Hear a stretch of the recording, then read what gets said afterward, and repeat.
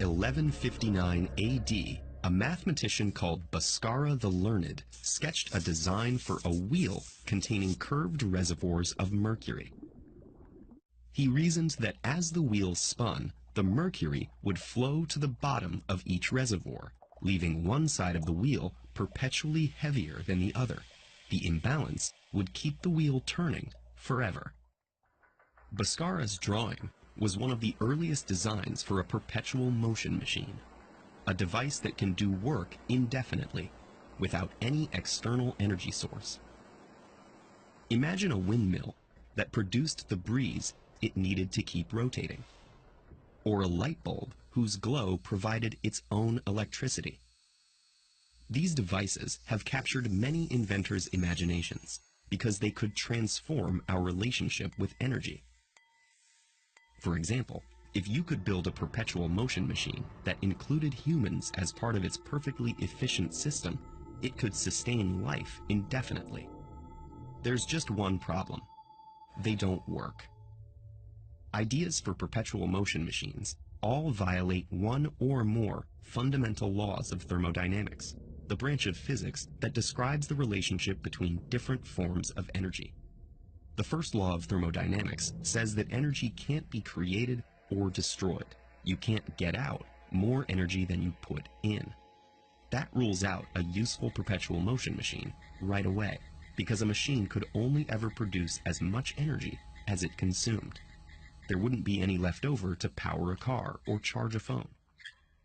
But what if you just wanted the machine to keep itself moving?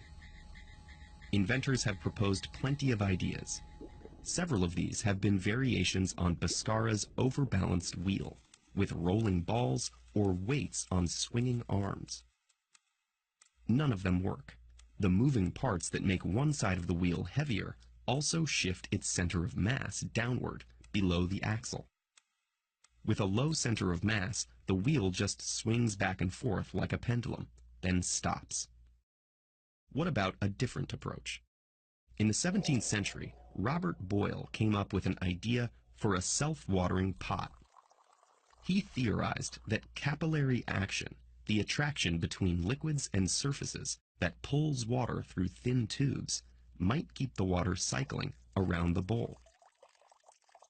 But if the capillary action is strong enough to overcome gravity and draw the water up, it would also prevent it from falling back into the bowl. Then there are versions with magnets, like this set of ramps.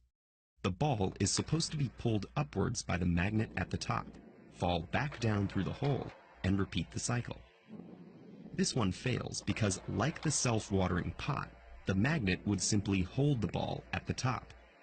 Even if it somehow did keep moving, the magnet's strength would degrade over time and eventually stop working. For each of these machines to keep moving, they'd have to create some extra energy to nudge the system past its stopping point, breaking the first law of thermodynamics.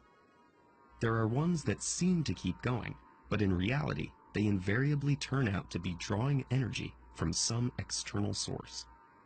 Even if engineers could somehow design a machine that didn't violate the first law of thermodynamics, it still wouldn't work in the real world because of the second law. The second law of thermodynamics tells us that energy tends to spread out through processes like friction. Any real machine would have moving parts or interactions with air or liquid molecules that would generate tiny amounts of friction and heat, even in a vacuum. That heat is energy escaping, and it would keep leaching out, reducing the energy available to move the system itself until the machine inevitably stopped. So far, these two laws of thermodynamics have stymied every idea for perpetual motion and the dreams of perfectly efficient energy generation they imply. Yet it's hard to conclusively say we'll never discover a perpetual motion machine, because there's still so much we don't understand about the universe.